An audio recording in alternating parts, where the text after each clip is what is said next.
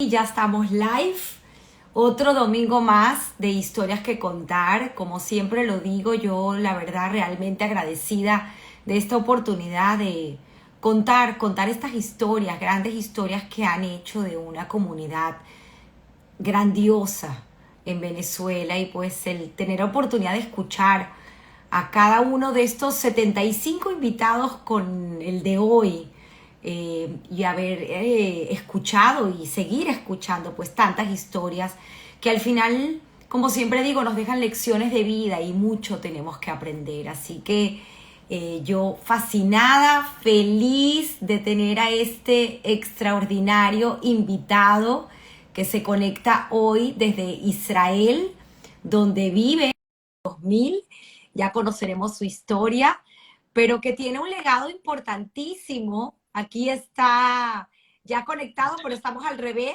Vamos nada más a voltear la Voltear, voltear. cámara, pero como sigo comentándoles, aquí No estás, te metas con Isaac. esto. Un legado enorme de una historia fascinante en Sí. Venezuela.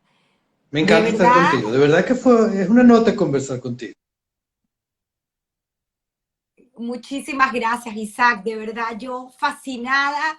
No he parado de leer, de investigar, de documentarme, porque tienes una historia muy rica y pues además tu primo hermano estuvo hace poco en el programa por parte de los Hyde, que es Sí. Milton Weinberg, y fascinada de enlazar estas historias, porque al final lo que siempre digo, cada uno desde su lente tiene una manera y una forma de haber escuchado la Sí. historia. Entonces me va a encantar, pues del lado de tu madre, y también tener el privilegio de que tu padre y tu madre los estarán Mira, escuchando el yo día no de sé hoy, si ellos Isaac. consiguieron conectarse por Instagram. Así que en todo caso van a recibir. Estoy viendo a mi hermano que se acaba de conectar. Eh, en todo caso recibirán eso por YouTube. Maravilloso, Isaac. Agradecida nuevamente y bueno, comencemos porque tenemos una larga y amplia historia que contar. Como siempre digo, este es un programa que se remonta al pasado, lo cual a mí me parece muy importante para luego entender, siempre lo digo, lo que hacemos hoy en día y las decisiones que tomamos, por qué las tomamos, ¿no? Y luego, pues también con este legado que tienes tú y con esta amplia cultura, poder enriquecernos de tantos consejos que pudieses darnos desde tu punto de vista, ¿no? Así que Suena muy agradecida. importante eso. Es muy importante. La verdad que tuve el privilegio, como siempre lo hago con los invitados, de poder tener esas conversaciones previas y me maravillo de tantas cosas. Así que agradecida.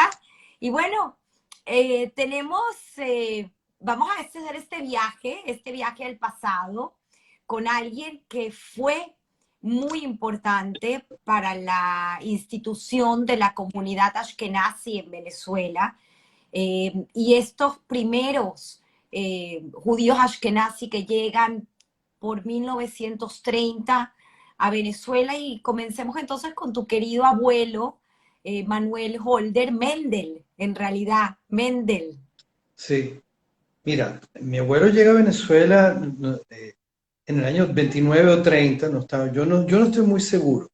Tú me mandaste un documento que aparece como si fuera el certificado de nacimiento de mi abuelo, pero no es un documento firmado en 1928 en Polonia.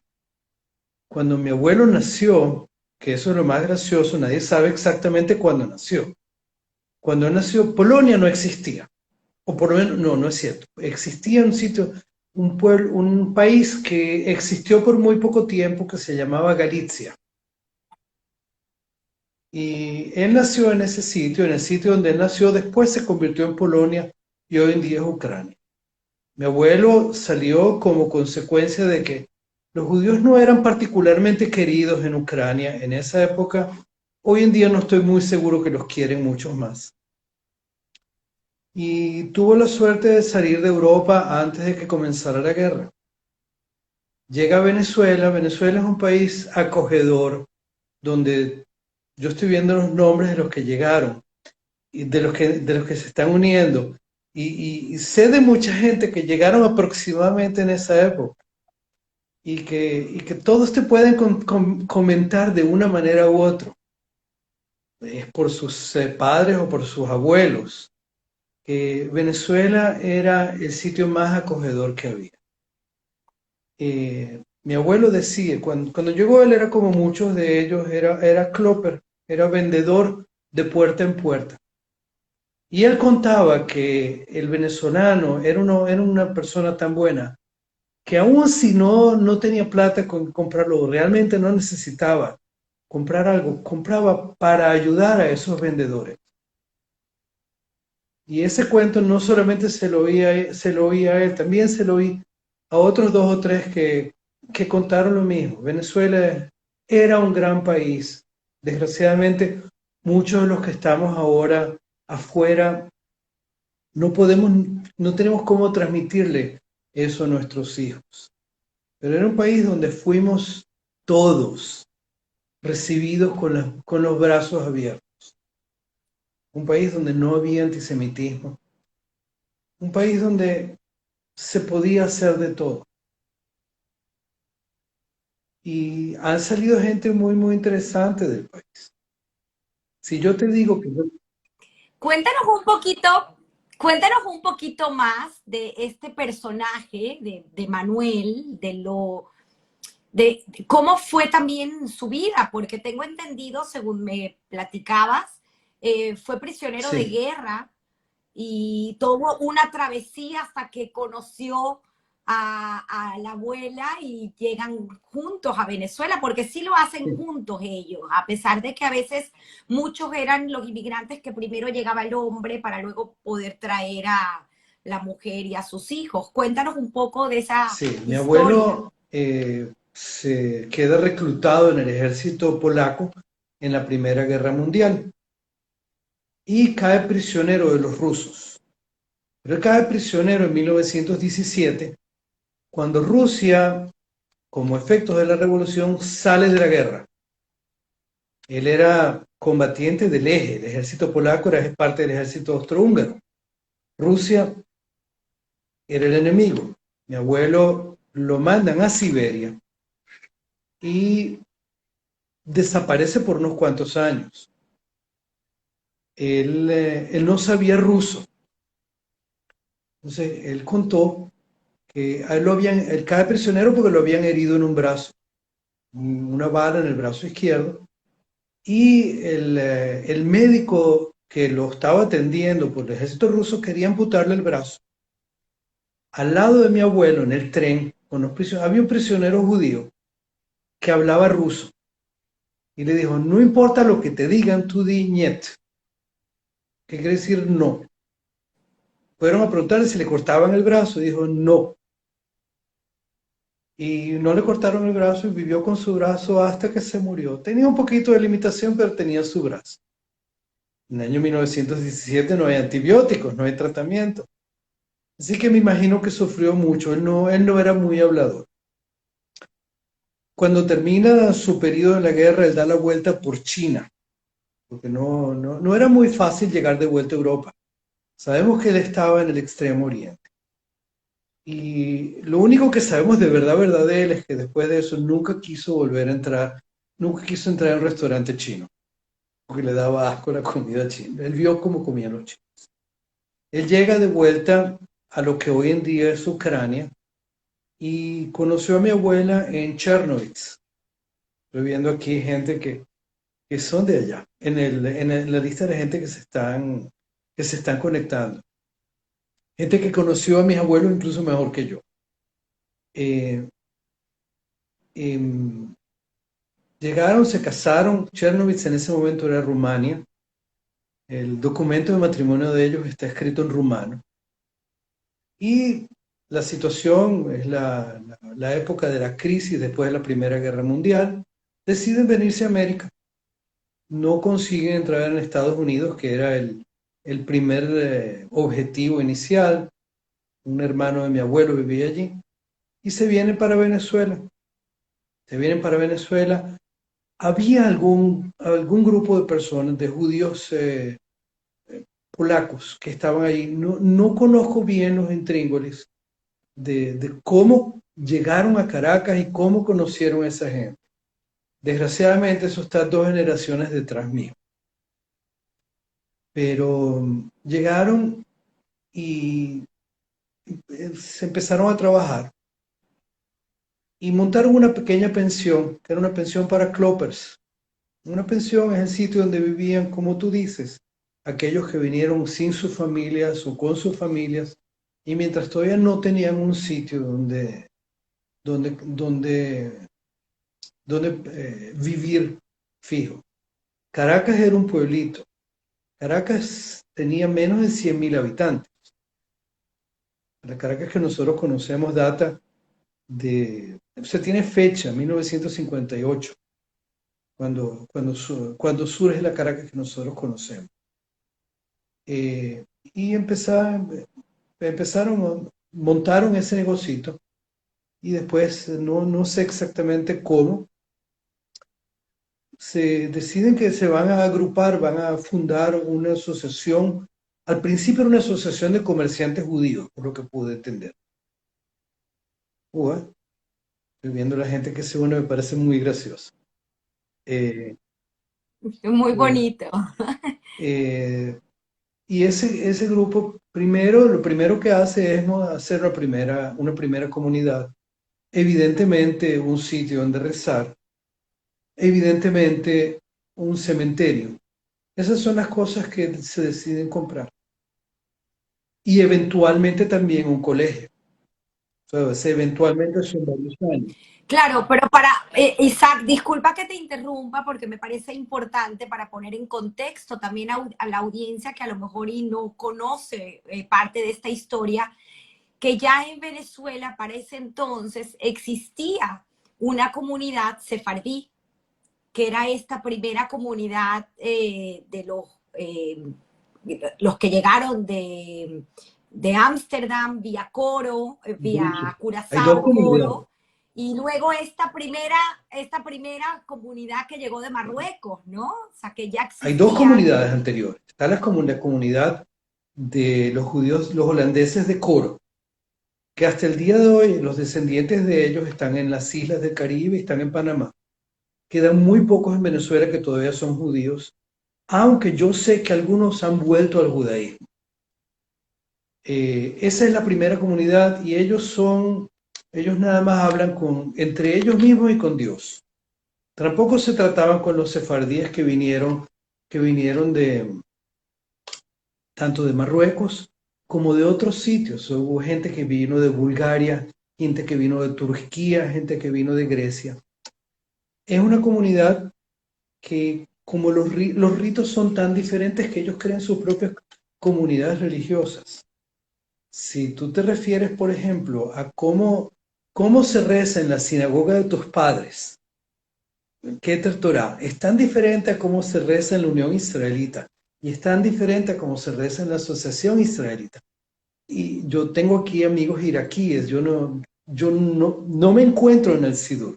Yo soy bastante tradicionalista, pero no tengo la menor idea de lo que está pasando. Y cada uno entonces crea su propia comunidad porque quieren estar juntos, con cada uno, con cada oveja con su pareja. Hay otras comunidades que se formaron que son al mismo tiempo. Acabo de ver a Benjamin Schomsten que se unió a la comunidad de Coro, que es una comunidad que es Ashkenazí, pero también tiene una comunidad sefaradí diferente. Hay una comunidad en Valencia, hay una comunidad en Maracaibo también, porque esos eran los sitios donde la gente podía venir. La comunidad, el principio, cuando ellos formaron el primer grupo, se llamaba Unión de Comerciantes Judíos Polacos en Caracas. Y eso era lo que los unía. Creo que ni siquiera todos eran polacos. Yo te mandé la lista de las personas con las que yo creo que puedes conversar y no estoy seguro que sean polacos. Bueno, por lo menos sus nietos no lo son. Esos son los nombres que te di. Pero eso pasa porque todos nos unimos para rezar en nuestro propio grupo. Rezar, el judaísmo no existe como cuestión individual. El judaísmo es una experiencia grupal. Para rezar requerimos un minyan, requerimos un grupo de personas. No hay una actividad judía que no requiera una comunidad. Entonces tienes que formarle con quién la vas a formar, sino con la gente con la que tú quieres estar, que te conoce. Tu padre Israel y su hermana Eva nacen ya Sí, en Venezuela. sí, los dos nacen en Caracas. Mis abuelos llegaron en el año 30. Papá nace en el 33 y mi tía Eva en el 36. Ya son gente más establecida. Eh, Creo que ya, o sea, mi papá nació cuando todavía vivían en el centro de Caracas, en lo que hoy en día es el silencio. El silencio no existía en esa época. Yo creo que cuando nació mi mamá ya vivían en la Florida. Mi tía, perdón, cuando ya vivían en la Florida. Mm. Que tienes una historia fascinante, porque obviamente tendríamos, y lo repito, que hacer un programa solamente dedicado a estudiar esta vida comunitaria de tu abuelo, de todas las cosas que hizo posible esa visión y, y bueno, todo el trabajo y todo el legado que dejó.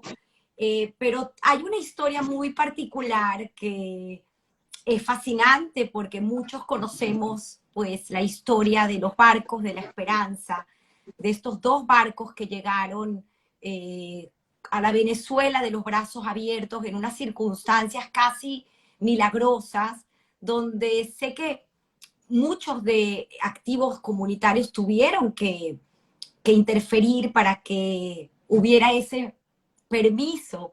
Pero hay una historia que me comentabas que me llamó también muchísimo la atención porque esas son esas leyendas o esos entretelones que nos hacen ver cómo siempre buscamos todas las formas posibles para que sucedan los milagros. Y uno de esos milagros pues sucedió en manos de tu abuelo Manuel, además de todas las cartas que se escribieron, como tengo aquí, una de ellas está firmada por tu padre, por tu abuelo, perdón, por Manuel, a Eleazar López Contreras, en ese momento el presidente, en marzo 3 de 1939, pidiendo la, la entrada del segundo barco, porque creo que ya el Caribe había entrado por Puerto Cabello, este segundo barco que finalmente atraca en La Guaira. Pero muy interesante, por favor, Ok. estoy ansiosa de La escucharte. historia, como dice la leyenda, cuenta así. El que era el ministro del Interior del general López Contreras era el general Isaías Medina Angarita.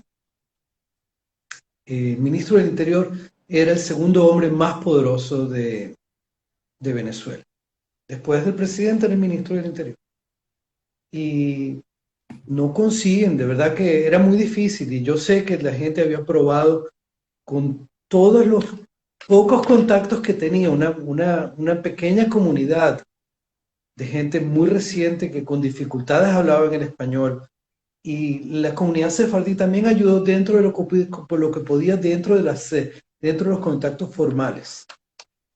Pero el general Medina Angarita tenía una amante, una señora Serfati, y el general Medina Angarita, por lo que tú me referiste, estaba enamorado de esta señora. Nosotros sabemos que el hijo de ellos, que se llamaba Isaías, no sé si está vivo todavía, Isaías Medina Serfati, reconocido que en Venezuela eso no es, en hebreo se dice muban meelav, no es obvio que se reconozcan a los hijos ilegítimos.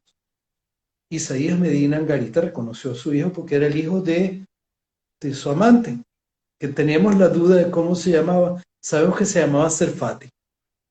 Ella era vecina de mi abuelo. Y aparentemente lo que cuenta la historia es que mi abuelo se fue a hablar con ella para decir, mira, necesitamos ayuda para que dejen entrar a esta gente. Y ella fue la que lo dirigió cómo hacer las diligencias e hizo las diligencias que hubo que hacer. Entonces yo estoy viendo aquí el nombre de una persona que me consta que su abuelo era directivo de la comunidad sefaradí en esa época. Yo no sé si ella lo sabe, esa es otra cosa. Increíble, de verdad. Qué fascinantes historias, porque al final pues entraron esta, fueron casi 281 de un barco, 161 del segundo barco, y según lo que estaba leyendo, un excelente escrito de Jacqueline Goldberg, eh, que me parece una fabulosa periodista, porque siempre consta la data, ¿no?, de su fuente. Mencionaba que dentro de ese barco, el segundo barco, dentro de esos 161 tripulantes, habían probablemente unos 6 que eran nazis, los mandaban en los barcos pues para gente de la Gestapo, por llamarlo así, para ver en realidad dónde iban a terminar estos judíos. Y probablemente estos 6 se quedaron en Venezuela, quién sabe dónde, pero 158 fueron los que finalmente llegaron a esta hacienda, Sí, ¿no? Donde hablábamos también del doctor Asa Sánchez, esta hacienda de sí. Mampote. La Hacienda de Mampote, que está cerca de donde queda hoy en día el Club Ixaragua. Era una finca, pero vamos a ubicarnos nuevamente en los años 30. No es Nicaragua, Mampote de hoy en día. Es malaria, es fiebre amarilla, no hay transporte para Caracas, no hay agua corriente, no hay electricidad. Estamos hablando de una época completamente diferente. Yo estoy segurísimo que ellos estaban muy agradecidos que los dejaron entrar y muchos de ellos hicieron una vida que realmente pagaron a Venezuela con creces todo lo que ellos recibieron con esa entrada allá. Te voy a contar un cuento Qué interesante bonita con eso de los historia. nazis que tú dices. Hay una película que se llama La Guerra de Murphy, que es un submarino alemán que está en uno de los caños del Orinoco. Tuve la oportunidad de conocer a un oficial que estaba en un submarino alemán en los caños del Orinoco y se quedó en Venezuela porque les pareció muy gracioso vivir en Venezuela y no tener que regresarse a Alemania. Y trabajaba con muchos judíos de la comunidad. Yo no voy a decir quién era ni con quién lo hizo, pero él me lo dijo a mí. Dice, él se pasó toda la guerra en los caños del Orinoco porque el submarino de ellos no querían regresar a Alemania. Así que también habían otros que no querían quedarse. No les voy a hacer muchos Gracias favores a por los alemanes. compartir estas anécdotas. Increíble.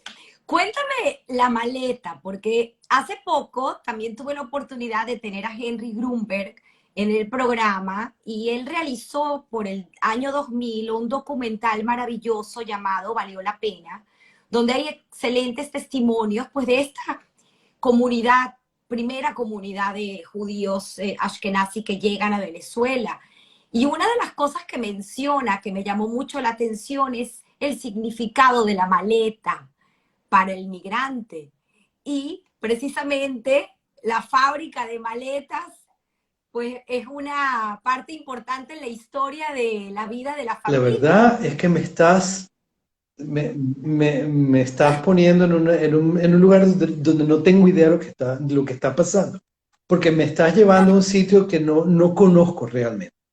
Cuando mi abuelo monta la fábrica de maletas, no se llamaba la maleta. Primero tenía un socio, un señor Kafka, entonces se llamaba Holder y Kafka. Eso fue hace muchos años, yo no llegué a conocer al señor Kafka.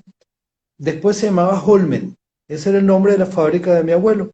La maleta era el nombre de la tienda donde ellos vendían primer principio sus productos y después todo tipo de productos en el área.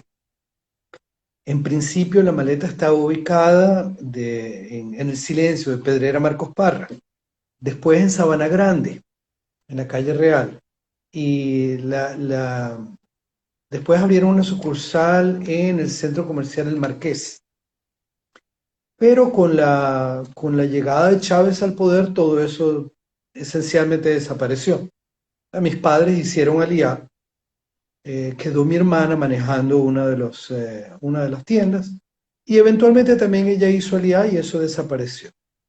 Pero la verdad es que nunca había pensado, de verdad que suena muy interesante. yo le voy a preguntar a mi papá si eso de verdad tiene ese significado. La verdad que no se me ocurre. Sería interesante conocerlo, pero pues obviamente la maleta siempre Sí, para un inmigrante es sí, un artículo importante porque es donde puede transportar lo poco que se puede llevar de un lugar a sí. otro. Qué interesante. Cuéntame cómo, hablando ya de Yassi, tu Ujú. querida madre, pues también que tiene una historia que ya conocimos, como lo dije al principio del programa, por Milton, por tu primo, desde Brasil, y cómo llegan a Venezuela, a lo mejor, y cómo conoce Israel a Yassi, y cómo se casan. Me prometiste que le ibas a No me preguntar a tus quisieron padres. contestar. Eh, mi mamá llega a Venezuela en el año 1945. O sea, mi abuelo Haidt había llegado a Brasil en 1930. Eso sí, la fecha la tengo exacta, porque ellos salieron nuevamente, lo que hoy es Ucrania. No sé, aquí en Israel no les gusta ya hablar de Rusia. Yo no sé cómo es en la comunidad judía de Venezuela, pero hoy en día el que dice que es ruso lo miran feo. Son ucranianos. Lo que hoy en día es Ucrania, ellos salieron de allá y llegaron a Brasil en el año 1930.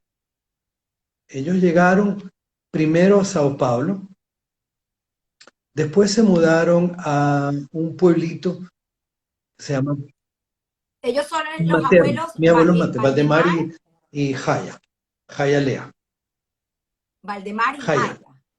Ellos vivían primero en Sao Paulo, después en un pueblito que se llama Pozos de Caldas, que es donde nació mi mamá, y después se mudaron a Río de Janeiro. De Río de Janeiro es donde se vienen a Venezuela. En Venezuela estaba ya una hermana de mi abuela. Pero un poco para entrar en la historia, perdona de nuevo la interrupción, porque también me parece fascinante.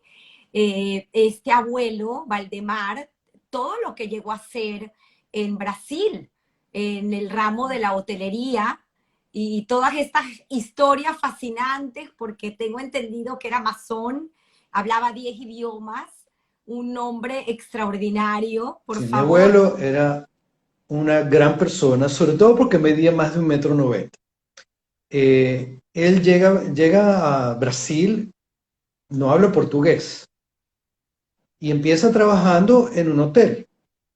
Y la leyenda familiar es que empezó lavando platos y pisos en un hotel y terminó como gerente del hotel. Él comenzó, o sea, no conozco los intríngulis exactos de eso. Sí, algún día voy a tener que preguntarle a mi mamá a ver si me quiere decir. Eh, el hecho es que él sí termina como gerente de un hotel en Petrópolis, se llama Quintandiña.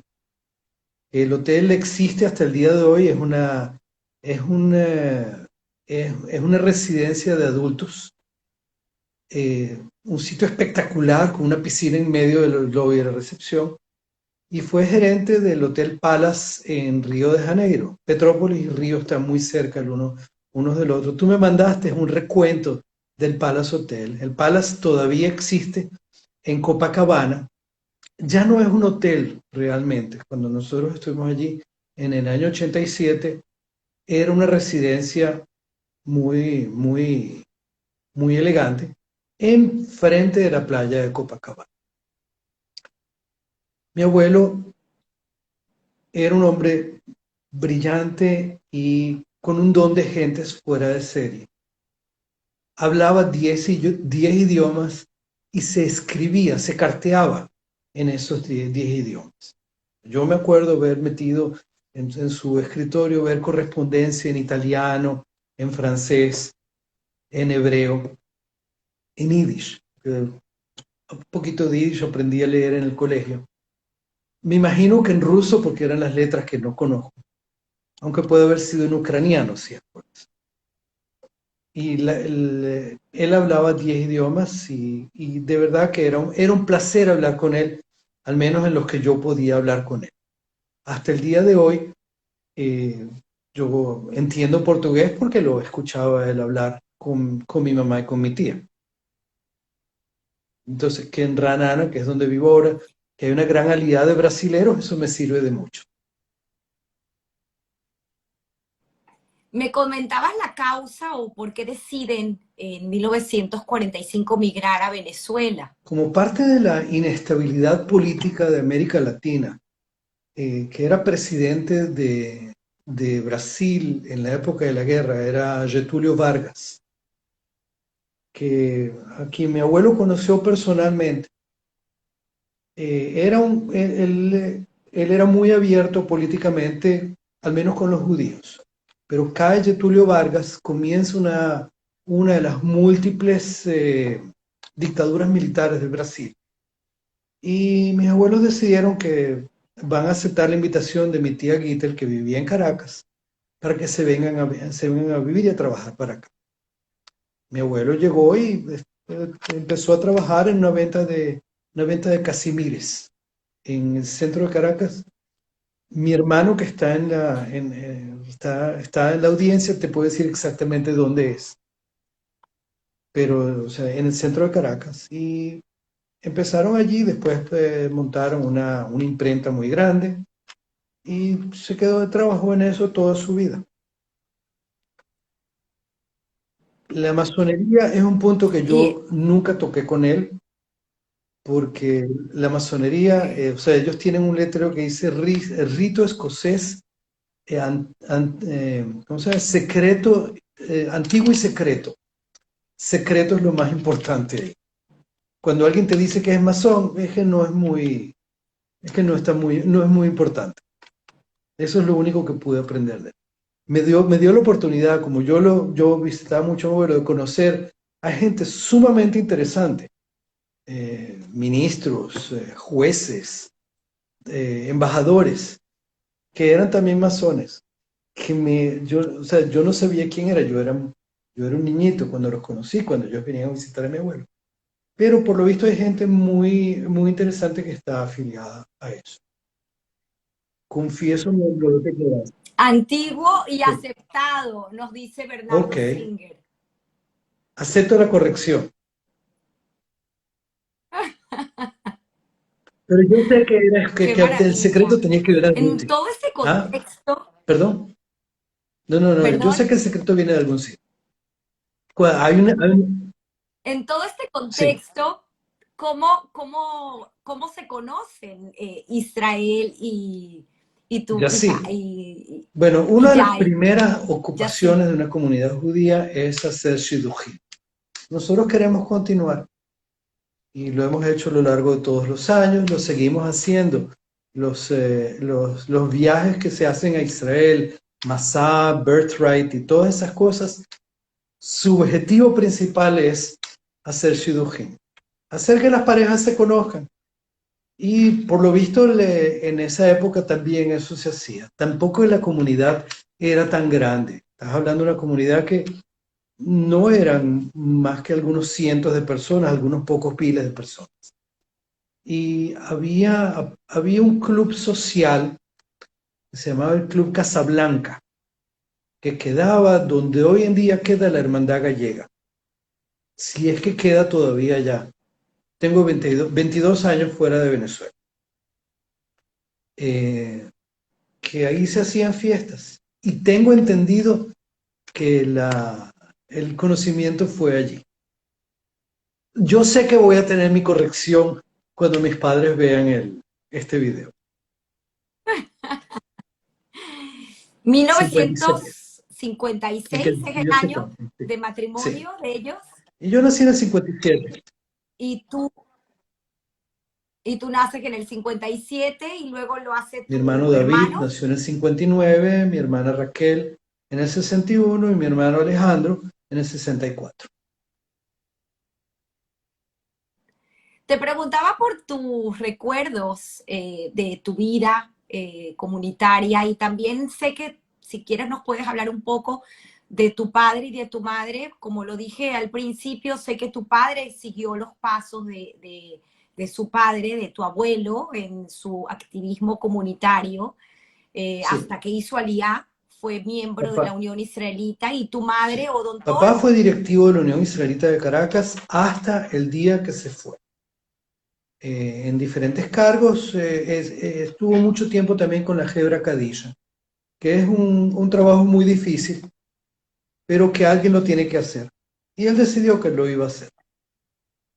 Mi mamá fue una de las fundadoras del grupo Scout, que se fundó en una época en la comunidad judía.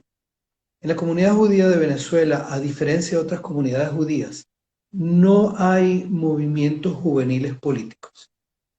Hay dos movimientos juveniles que se niegan a aceptar las directrices comunitarias de que no haya movimientos políticos, pero movimientos políticos de diferentes partidos no existen. Y entonces los Scouts surgieron originalmente como una alternativa de movimiento juvenil a político, utilizando los lineamientos del movimiento Scout Internacional como cosa interesante, no de los Scouts israelíes.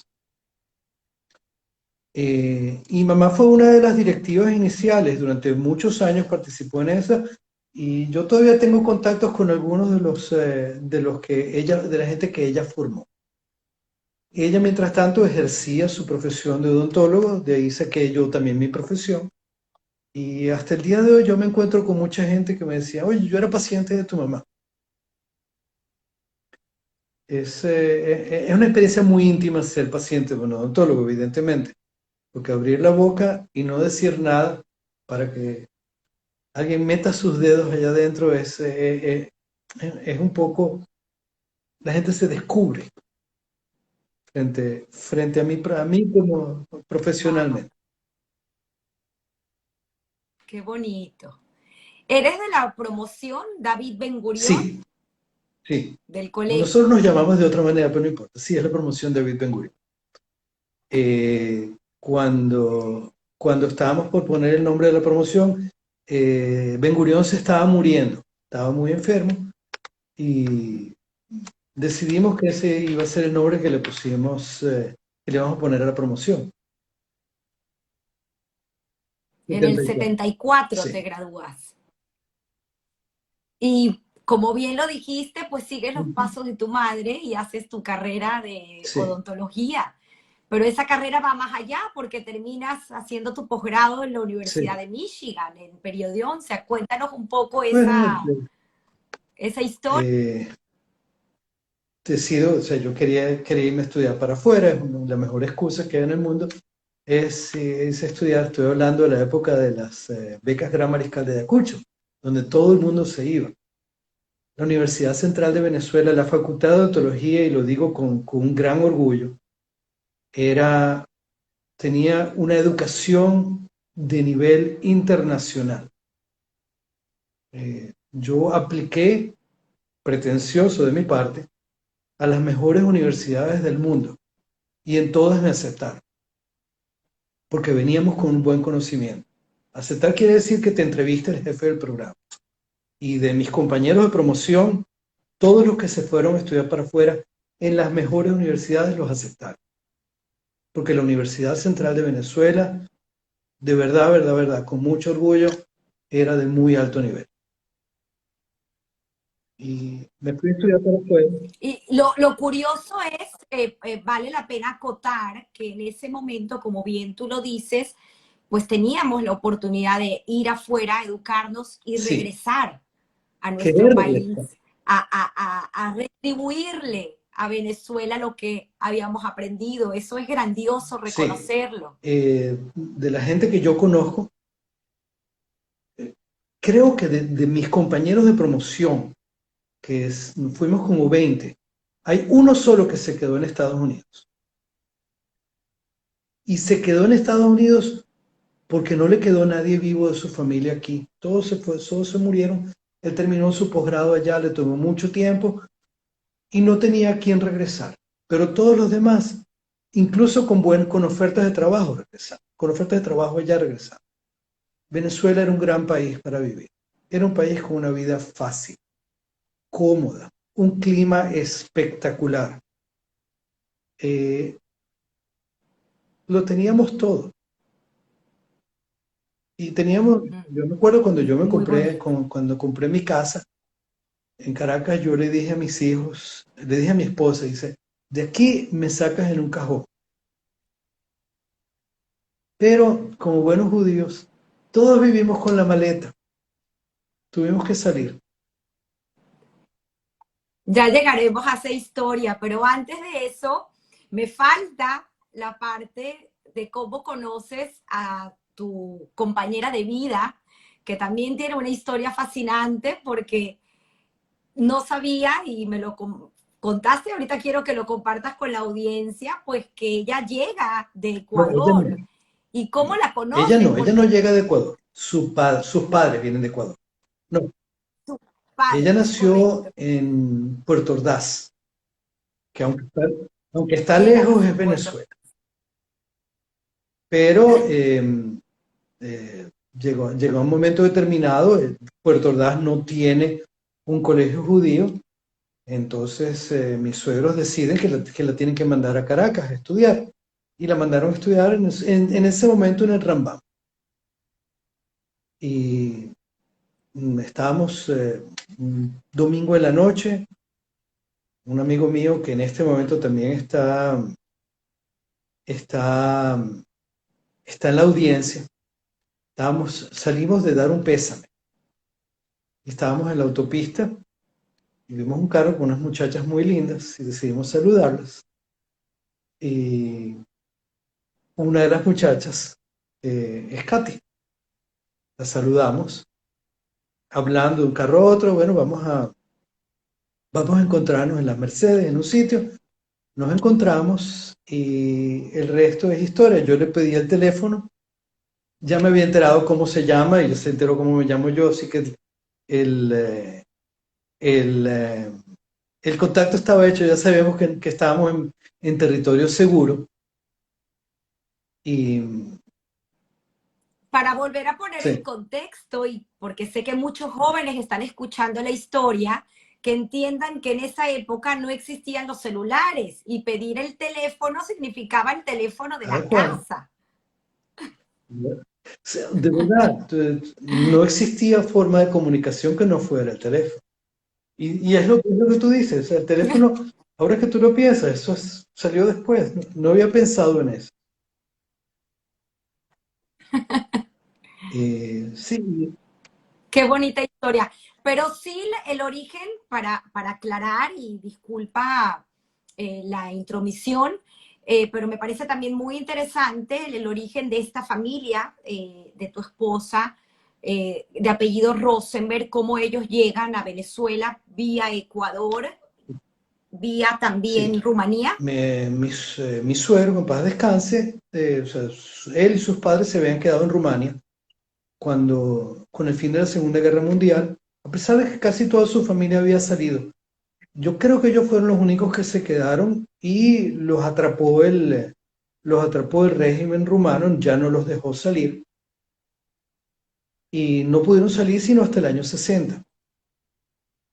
En el año 60 salen y mi suegro tenía un tío que vivía en Quito, se fueron a vivir para allá, ahí él conoce a mi suegra, se casan y se vienen a vivir primero a Puerto La Cruz y después a Puerto Ordaz, donde nacen Katy, mi esposa, y sus dos hermanas, Sheila y Judith.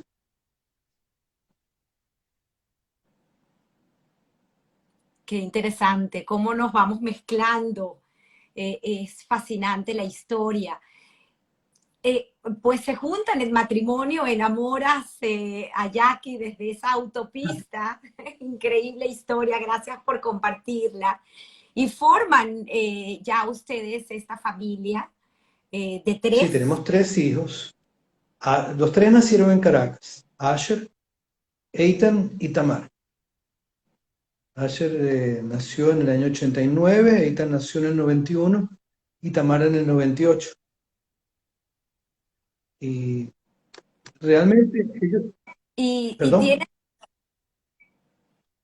tienen una vida, sí, haces tu vida, nunca piensas en salir, para en nada. migrar, habías estudiado, tu Para posgrado para y nada. ¿qué pasa? ¿Qué pasa en el 98, En el 99.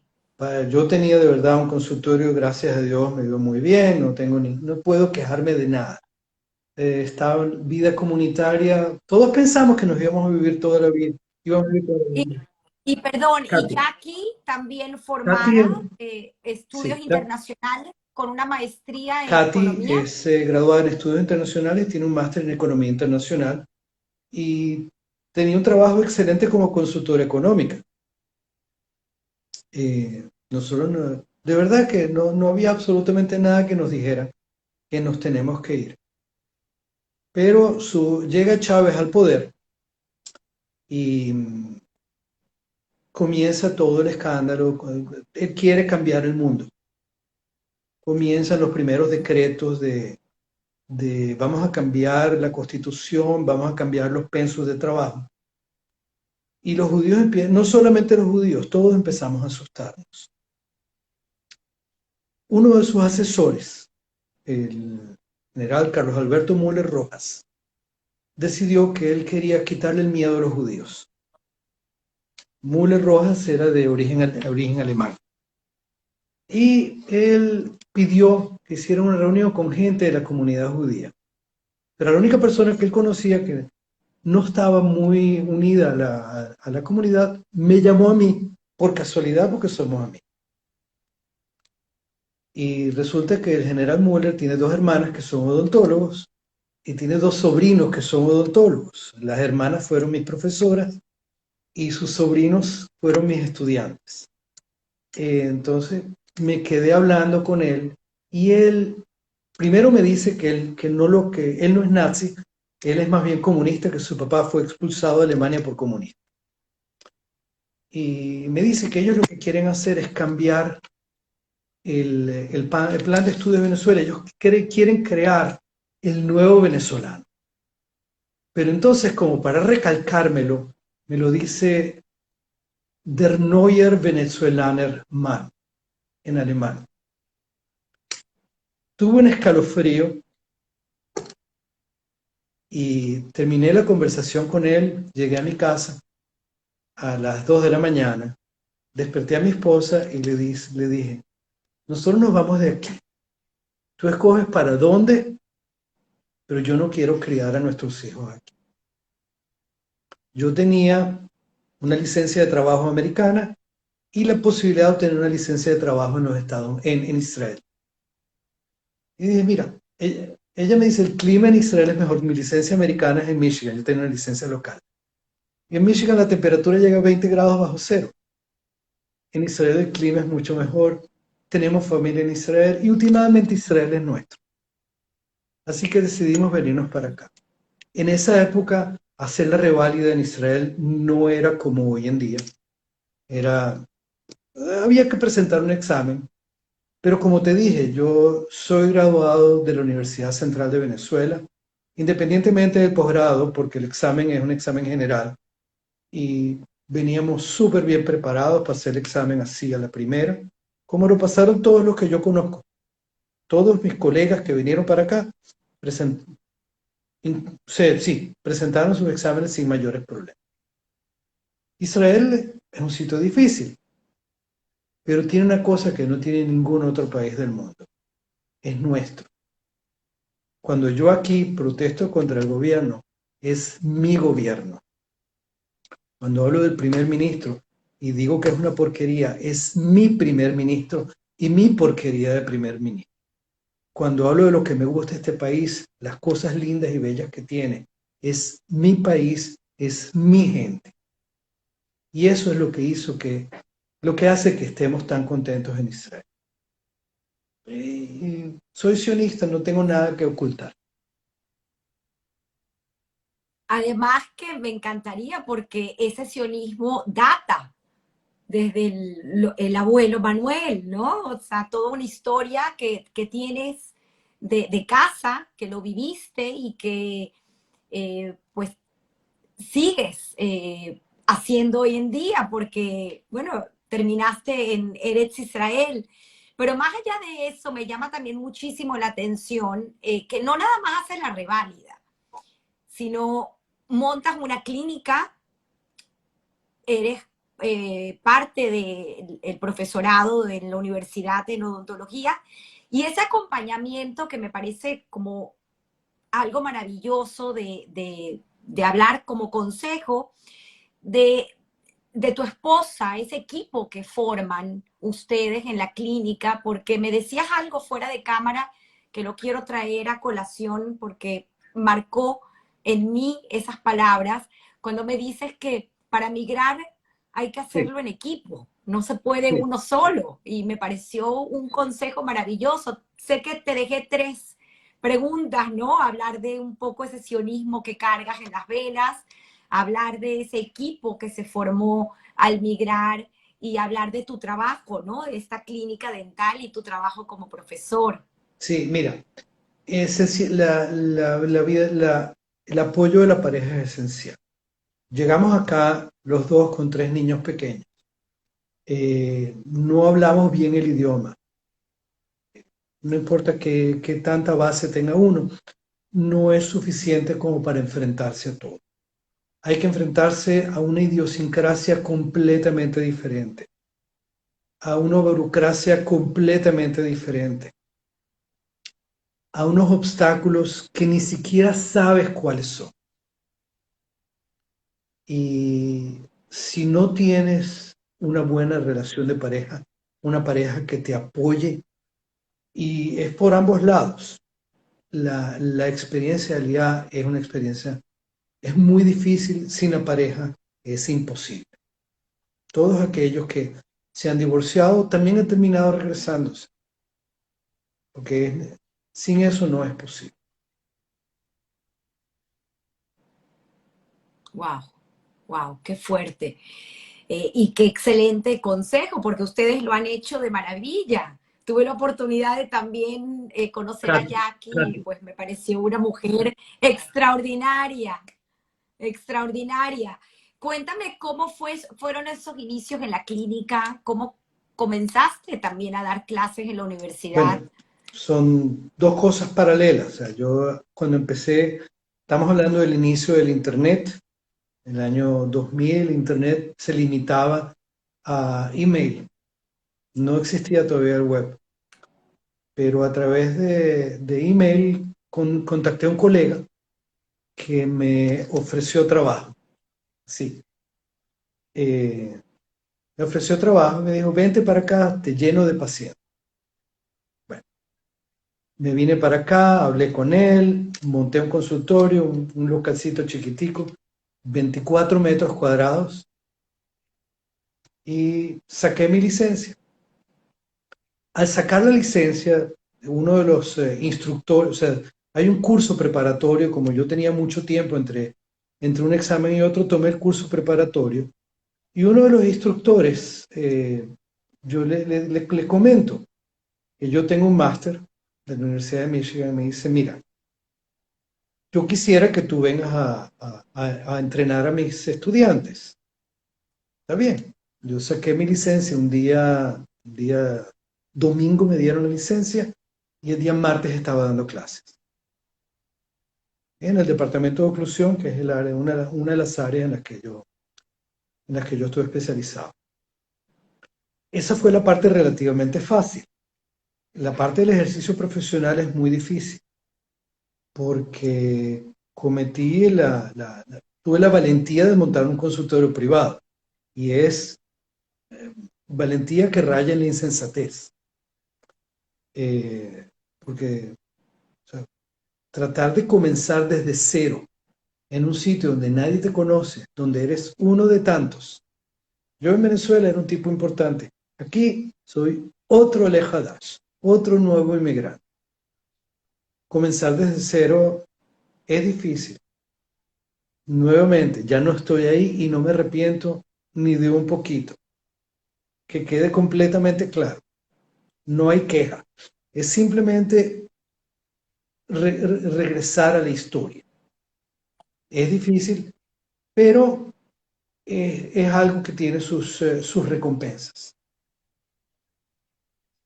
Yo, o sea, el sionismo te voy a decir dónde se ve. Cuando mi hijo mayor servía en el ejército, él sirvió en la marina. La base en la que él estaba está en Haifa. Y yo vivo en Ranana, que está al sur, cerca de Tel Aviv. Y una vez al mes nos permitían irlo a visitar a la base. En el camino a la base de él hay un barco de inmigrantes ilegales que está puesto como monumento. Y hasta el día de hoy, yo cuando pasaba por allí decía, bueno, esta es la causa por la que vinimos para acá, porque esto es nuestro. Ese barquito que está puesto al lado de la autopista es lo que dice, yo estoy aquí en el sitio donde tengo que ir. Yo estoy muy orgulloso que mis hijos vinieran para acá, hicieran su ejército como debe ser, no inventaran una excusa para no servir. Uno en la Marina, uno en la Fuerza Aérea, uno y mi hija en las Fuerzas de Tierra. Y de verdad es parte de mi vida que no quisiera, no me arrepiento, o sea, la disfruto solamente recordando. Qué maravilla, de verdad. Gracias por compartirlo porque se siente la emoción con la que lo expresas y pues creo que al final cada uno de nosotros pues a lo mejor pensará algún día terminar en Israel, en Eretz Israel. Qué bonito. Sin embargo, volviendo al tema de la idiosincrasia, porque pues como bien lo dices, estábamos acostumbrados a otra forma de vivir, a otro sistema y amoldarse a ese sistema, pues un sistema bastante complejo para entender, con sus bemoles, como bien lo dices, ¿no? No estás de acuerdo, pero estoy en el país donde pertenezco y no estoy de acuerdo con el sistema.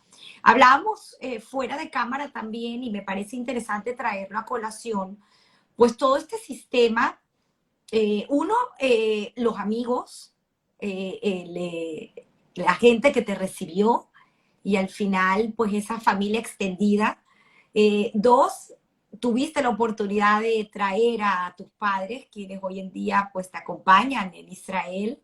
Y creo que dos de tus hermanos están Eso también es allá. correcto.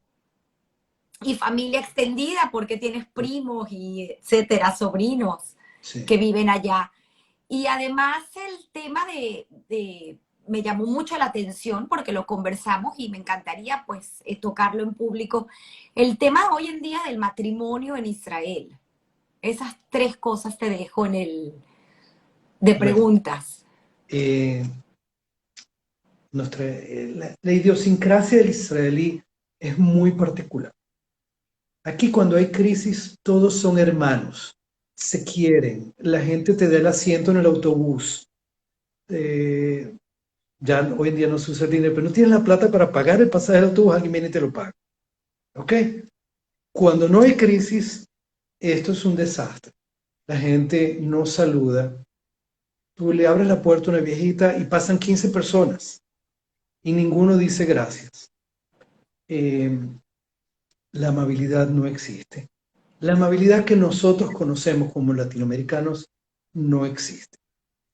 La competencia es feroz y eh, hasta desleal en ciertos puntos. Eh, y uno tiene que acostumbrarse a que es así. O sea, no es Venezuela, es más bien como los Estados Unidos. Eh, pero la persona, o sea, uno se acostumbra a vivir con ellos y uno aprende a salirse de su cabeza para tratar con esa gente y después volver a su hogar. Quizás por eso mis amigos, los amigos con los que nosotros salimos, eh, los que no son venezolanos son colombianos o argentinos. Muy poco trato tenemos social con israelíes. O sea, invitar a la casa ocasionalmente, pero salir los fines de semana y eso son los grupos de venezolanos. Tengo amigos israelíes, tengo muchos familiares israelíes que los quiero como mis hermanos, pero su idiosincrasia es diferente. Nosotros venimos de una cultura más cálida. Eso es lo que es. lo que tú me preguntaste del matrimonio es algo que es terrible, realmente trágico. Desde el año 1980 y tantos hasta ahora han llegado a Israel 500.000 personas que desde el punto de vista de la halajá no son judíos. No importa que sean hijos de judíos o nietos, no importa. El cuento es que desde el punto de vista de la halajá no son judíos. En Israel no existe el matrimonio civil, solamente existe el matrimonio religioso. Y esos muchachos, esa gente, viene acá, se cría como judíos, sirven en el ejército, se mueren,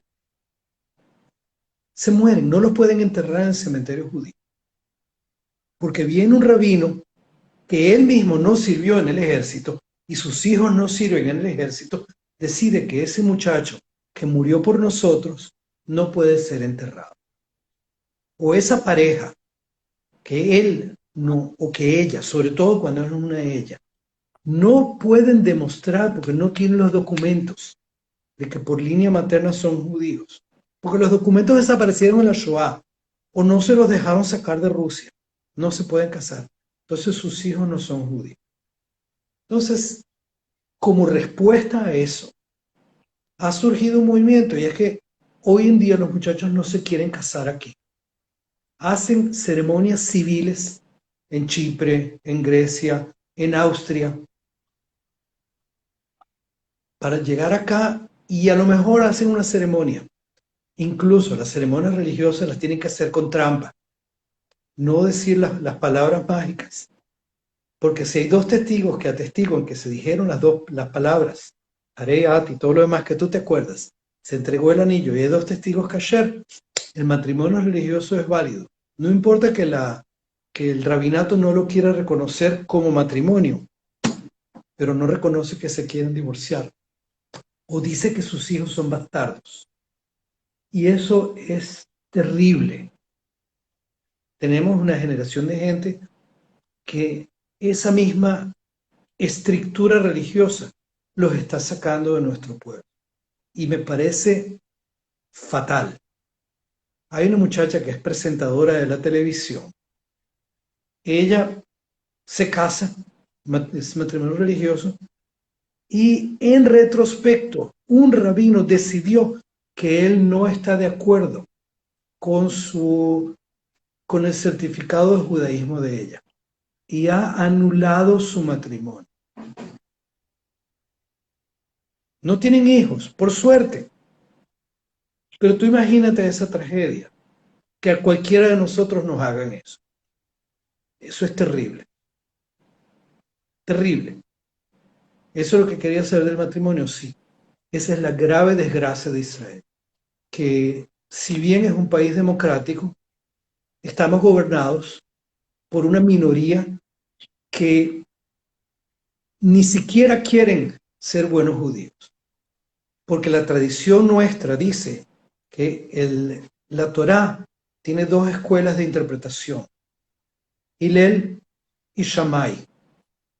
Hillel, que es abierta y que recibe; Shammai, que es cerrado y restrictivo. La tradición dice que debemos ser Bet Hillel, pero la realidad es que estamos siendo Bet Shammai. Y si tú le dices a ellos que la abuela del rey David no tuvo una conversión con rabino, van a decir que Dios en persona vino y la convirtió. Pero no van a querer salir de esa, perdón por la palabra, imbecilidad. Eso me hierve la sangre. Me pareció muy interesante y de verdad gracias por compartir porque cosas que a lo mejor nosotros aquí no sabemos o no nos percatamos, ¿no? De una realidad que sí, como bien tú lo dices, pues afecta en el sentido de que hay que ser flexibles y entender que hay leyes que a lo mejor están hechas para un tiempo que hoy en día no aplica y que más bien deberíamos ser inclusives y no Mira, te voy excluyentes. a contar otro cuento. Este me lo contó mi abuelo Haidt. Cuando estábamos hablando de la asimilación hacia nosotros. Mi abuelo Haidt era un tipo que tenía la piel oscura, pelo negro, ojos negros. Mi abuelo Holder tenía ojos azules y era rubio. Los dos nacieron en Ucrania, ni siquiera muy lejos del uno del otro, 300 kilómetros del uno del otro. Pero mi abuelo Haidt me dijo que la primera vez en su vida que él vio un judío rubio de ojos azules fue cuando conoció a mi abuelo Holder. Así que si no nos hubiéramos mezclado, ¿de dónde venimos nosotros? La comunidad de tus padres es la comunidad más antigua, pero es más antigua de lo que él piensa. Pues tu papá dice que son 2500 años. No, es mucho más. Son casi 4000 años. Porque ¿de dónde viene Abraham Avino? De Irak. Ur, en Caldea, que queda en Irak. Si no nos hubiéramos mezclado, todos nos pareceríamos a Saddam Hussein.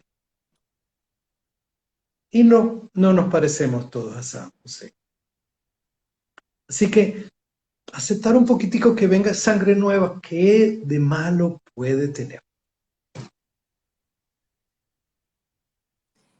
Vale la pena hacer la semejanza con lo que hizo nuestra querida comunidad en Venezuela, donde pues gracias a toda esta directiva y todas estas personalidades que decidieron que tenía que haber educación y que tenía que haber instrucción judía para todos, ashkenazis y sefardíes, pues este colegio, este maravilloso colegio que se da inicios en el 46, y me remonto a aquella época, y ya en el 51 la sede en San Bernardino, y ya todos conocemos pues su historia, donde nos mezclamos y que ya lo he contado en otras oportunidades, en otro programa, donde yo recuerdo haber llegado de mi casa en sexto grado a preguntarle a mi padre de dónde éramos nosotros, que todo el mundo en el colegio hablaba que eran unos sefaradí y unos ashkenazí, y yo en sexto grado, 11 años, no sabía qué era yo. Y es cuando mi padre me cuenta esta historia de los 2500 años. Pero es un ejemplo de comunidad, por favor. Cuando la comunidad, cuando se crea, por ejemplo, el centro comunitario hebraica, que es hoy en día el centro de la comunidad, y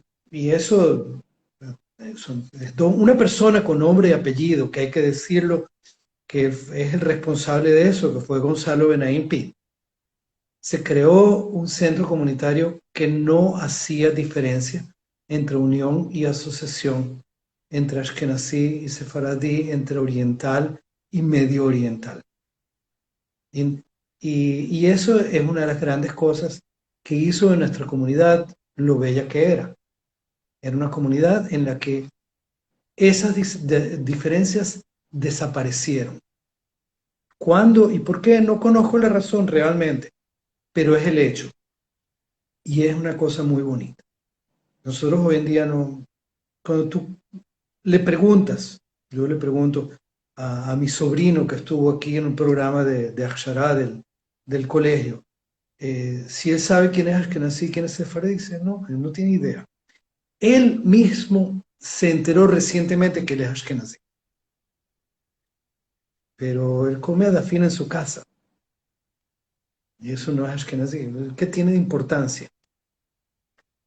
Es una de las grandes cosas que se hizo en nuestra comunidad. Yo no puedo decir nosotros porque yo no participé de ahí. Eso se hizo antes de que yo estuviera. Cuando en el mismo momento que se hizo el centro comunitario, el colegio, que era propiedad de la Unión Israelita de Caracas, se hizo el arreglo que no es ya más de la Unión Israelita, es de la Unión y de la asociación, sin ninguna distinción. Dejaron de enseñar Yiddish, eso sí. A mis Moraz, Fekete y Lapsker, que me enseñaron Yiddish, eso las afectó seriamente, pero no dejaron de enseñar por eso. Pero pero desapareció simplemente. tú llegaste a tener clases Sí, de sí, Yiddish entonces. sí. Qué bonito, qué bonitas historias. Es un privilegio tenerte hoy como invitado porque es una conversación increíblemente maravillosa.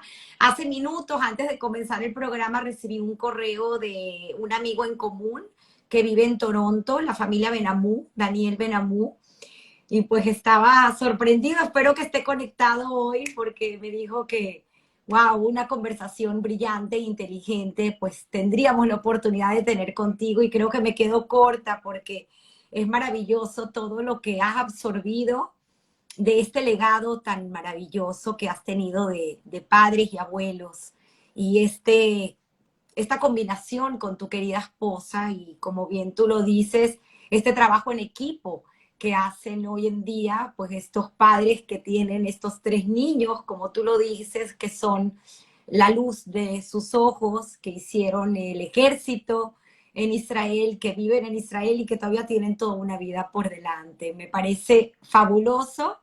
Quisiera, ya nos diste un consejo, pero me encantaría porque creo que con mucha sabiduría y con conocimiento de causa para esta generación de migrantes, porque tú lo hiciste a una edad y a un tiempo temprano, en el año 2000, pero todavía hay gente que sigue, y no solamente en nuestra comunidad, sino también gente que nos está escuchando, que no son de la comunidad, pero que han tenido que dejar el lugar donde nacieron, dejar el lugar que quieren, una Venezuela que nos acogió a inmigrantes y que hoy muchos tienen que dejar, pues ese consejo que pudieses darnos a esta gente que tiene forzosamente que salir y luego terminar con la pregunta que siempre hago de que tomo prestada de Guy Ross, a quien admiro y quiero, acerca de trabajo o suerte. ¿Qué significa en tu vida? No lo llamo éxito porque para mí la vida de uno ya es un éxito. En tu vida, ¿qué significa, o si lo quieres ponderar, trabajo o suerte? Te dejo con esas dos Mira, preguntas. para mí suerte es simplemente cuando la oportunidad se mezcla con la preparación. ¿Estás listo para aceptar una oportunidad? Eso es la definición de suerte para mí. No, suerte es tirar los dados y que te salga un número aleatorio. No, perdóname, tengo problemas para creer en eso. Suerte hay que estar preparado, hay que trabajar duro. Cuando nosotros hicimos Aliá, me acuerdo que el señor que preparó nuestro container, nosotros tuvimos que esperar 6 meses para que el container saliera. Porque nos dijo que los que estaban saliendo antes que los judíos eran los italianos y los españoles, los hijos de los italianos y los hijos de los españoles. Nosotros todos como inmigrantes o como hijos de inmigrantes vivimos con la maleta preparada, como tú dices. ¿Y qué consejo puedo dar? No puedo dar ningún consejo. Hay que estar, hay que prepararse, estar listo, saber que la vida es fácil, la vida no es fácil, perdón, y hay que prepararse para todas las cosas que la vida te puede ofrecer. La vida tampoco te ofrece nada. Tú te buscas las cosas. Tú te buscas tu, tu destino. Y también tú eres culpable de tus propios problemas. Así que no soy creyente en eso. Consejo, uno solo. Estar listo. Disfrutar cada vida. Cada día de la vida, porque la vida hay que disfrutarla. Pues si uno solamente está listo para una tragedia, no disfruta de la vida. Y saber que lo que tenemos aquí está prestado. Cuando uno piensa que es mucho, es la historia de nuestro pueblo. No tenemos historia de muchas generaciones en ningún sitio específico. Todos pensábamos que en Venezuela íbamos a vivir de toda la vida. Y no vamos a vivir toda la vida. Israel es nuestro, trabajamos por él, peleamos mucho por él. Es nuestro, es la única ventaja. Y es por eso que yo nunca le digo a nadie, no te vengas para acá. Es difícil, pero al final vale la cuenta, vale la pena. Yo conozco gente que trabajan como taxistas a pesar de ser ingenieros o, o trabajan haciendo instalaciones de plomería siendo arquitectos eh, y no lo cambian por nada. Uno tiene que estar listo para eso. No tengo más nada que agregar. Creo que a mí me dejas sin palabras, la verdad que nuevamente te digo, estoy muy agradecida, una conversación inteligente, una persona muy preparada, estoy segura que Israel y Yassi, si no nos escucharon en vivo, nos van a escuchar y pues creo que están orgullosas de sus hijos porque extendido a tus hermanos y a todo ese legado que han dejado porque lo hicieron muy bien. Muchas gracias. Quiero leerte algunos de los comentarios de las Antes personas de que lea, porque los yo no sé comentarios cómo se van. agradecerle a toda la gente que me ha escrito aquí. Yo los veo, pero no puedo escribir porque yo no sé escribir mientras hablo. Vamos a hacerlo en conjunto. Mira, por aquí está Margit, Margit, mi colega y amiga. Margit, cariños Isaac, mi gran amigo. Belinda Fisher, Anita Brick, excelente entrevista, muchísimas Hola, amiga. gracias. Por aquí dice Benjamín Schomstein, Benjamín Sonte. muy buena entrevista, familia comunitaria. Total, total, gracias. Dice por aquí Claudia Starosta, que Sí, también estuvo en el programa. Mi esposo Simón Starosta me dice que él también tuvo clases de Yiddish con la Mora sí. Fania y con la Mora Fekete. Sí, él es de una época anterior a la Increíble. Hace mía. poco escuché, Simón es de una época anterior. Ellos sí terminaban hasta quinto año. Nosotros nos quedamos en tercero. por ahí escuché de varias personas que no eran Ashkenazi, pero que tuvieron la oportunidad de tomar clase de Yiddish, porque a pesar que exoneraban a los que no eran Ashkenazi, muchos quisieron por curiosidad Sí. aprender. Aquí dice Raquel Bloom, dice, yo tuve, ay, se me fue. A ver, Raquel sí que estuvo sigo, hasta cuarto grado, a David. ver, Betty Betty, Sabna. hasta cuarto grado. Betty Sí. Sapner, un gran abrazo. Yo fui Alita Eso en los fue, Scouts. eso es de mi mamá. Qué bonito. Dice por aquí Raquel Bloom nuevamente, quiero que le mandes cariños a tu Con mami, gusto. Yacir. Maravillosa entrevista. Diana Fleischer, felicidades Isaac, mi dentista favorito. Ronnie Hertz dice Ronnie saludos a Hertzberg. Isaac, qué bueno verte. Un placer. Exacto, sí. Que tienen un trabajo maravilloso comunitario aquí en Miami, donde le dan traslado a cuanta Oye, qué gente los bien. necesite, valga el Chévere, comercial. saludos, Ronnie, chévere. Por aquí sigo leyendo, dice Mercedes Jayón, mi consuegra, quien te mandé su Sí, audio hace sí, lo escuché poco, esta mañana. antes de comenzar, acerca de la familia Serfati, donde pues ella dice que el nombre que tú no recuerdas hablamos de Estrella Sí, Serfati, sí, la que fue, el nombre a mí me lo dieron como Clara, pero si tú dices que es Estrella, Leo Mercedes, te juro que no lo sé. Es muy anterior a mí.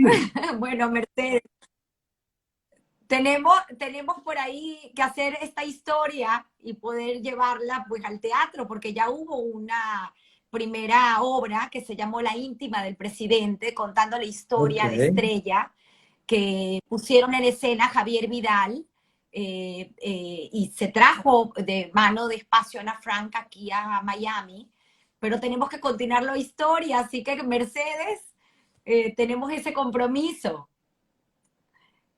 Aquí sigo con dice Carlotica B, mis hijos son Ashkefardíes. ashkefardíes. Muy bien. Somos orgullosos de En nuestros hebreo se dice antepasados. Kol Hakavod, que quiere decir felicitaciones. Pero Kol Hakavod suena más bonito. Dice, Qué bonito. Dice por aquí Koshman Tamara. Mentes cerradas Sí. totalmente cuando nos referíamos acerca de estos cambios. Lo que pasa es que también hay que entenderlo, ¿no? Hay que entender las circunstancias en las que se hizo el Estado de Israel y pues obviamente el tema religioso, que es el ancla No. de no perder nuestra identidad. Entonces Ya es ahí sí ese, no me voy a meter en política contigo, porque no estoy de acuerdo. le llegaremos entonces en un momento a tener un programa para hablar de esto y oír las distintas Eso sí opiniones. tiene que ser bueno en Por debate. aquí dice, exactamente, Claudia Starosta nuevamente recuerda en la Universidad de Michigan en 1986, regresándonos a Caracas, pregunté a qué dentista podría ir y me dijeron Isaac Holder, recomendado Sí. de la Universidad de Michigan. Dice Sulamit Sulamita Lejti. Fechkin, buen alumno, igual que su mamá, Jassy Hyde, mi Sí, querida amiga. Qué bonito. Bueno, como bien lo dijiste tú, ¿no? Hay que estar sí, preparado y el conocimiento nadie tal nos los cual. quita. Por aquí sigo leyendo nuevamente, dice Chiquito, No, Chiquitos no tengo NJ. idea. Eh, Dice Simón Bolívar y Francisco de Miranda fueron masones, hablando de Sí, la yo no. masonería. Pues sí, aquí sigo leyendo, dice Mercedes Ayón, dice que también fue alita de los Scouts, como mi amiga Betty Sapner. Mira, cosas que no Sí. sabíamos. Y por aquí me hacen una pregunta, si quieres te la puedo dejar, a lo mejor podemos contestar y ir cerrando la entrevista. Dice, ¿qué opinas de la ley del retorno? La ley de retorno es una de las razones por las cuales se Dice, funda el Estado de Israel. Cuando se escribe la ley de retorno utiliza las leyes de Nuremberg como base. Las leyes de Nuremberg, que no tienen nada que ver con los juicios de Nuremberg, son las leyes raciales del Estado alemán, dictadas en 1933. Son las leyes que dicen quién es judío. Si te pueden mandar a un campo de concentración por ser judío, según esas leyes, Israel es tu hogar. En mi opinión, no hace falta ni un poquito más. Si puedes morir por ser judío, también los rabinos te pueden aceptar como judío.